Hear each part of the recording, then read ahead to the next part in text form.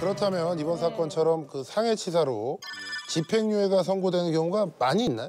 거의 집행유예라고 보시면 돼요. 살인이라고 보지 않기 때문에 상해치사는 그러니까 말 그대로 어떻게 보면 운이 없었던 경우다라고 보는 경우도 있어요, 사실은. 네. 결과가 좀 중하긴 하지만.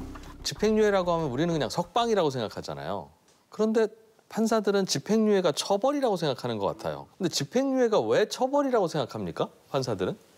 그 집행유예 자체는 처벌은 아니죠, 물론. 그건 다 말 그대로 집행을 유예하는 유예하는 거니까요. 것뿐이니까. 그 기간 동안. 근데 실제로 그 정도 집행유예 정도 갈 정도의 사람이라면 보통은 또 와요. 근데 집행유예 기간 중에 하면 다시 집행유예가 안 되거든요. 그러면 실형을 선고할 거 아니에요? 그럼 이 앞에 집행유예가 취소돼요.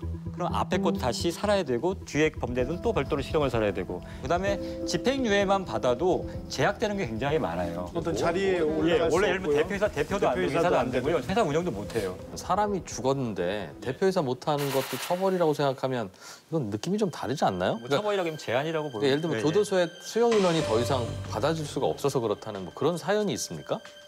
그것도 어느 정도까지는 있어요. 너무 포화 상태인 건 맞아요.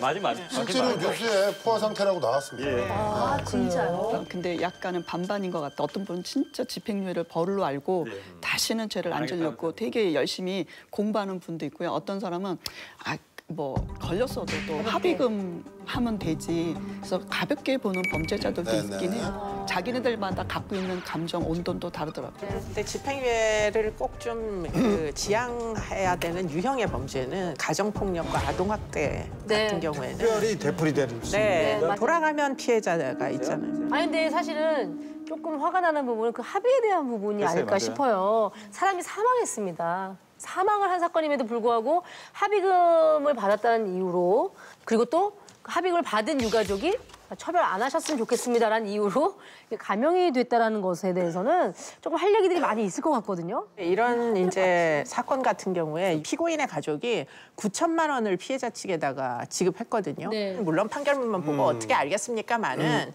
유족이란 사람들이 어떤 사람들이냐 이미 연이 끊긴 옛날에 집을 떠났던 아버지나 이런 사람들도 전부 친족이라고 나와서 전부 합의금만 받아가는 상황이거든요. 네. 그런데 법원에서는 그런 사항을 제대로 이제 확인을 하지 않고 지금 합의를 했다.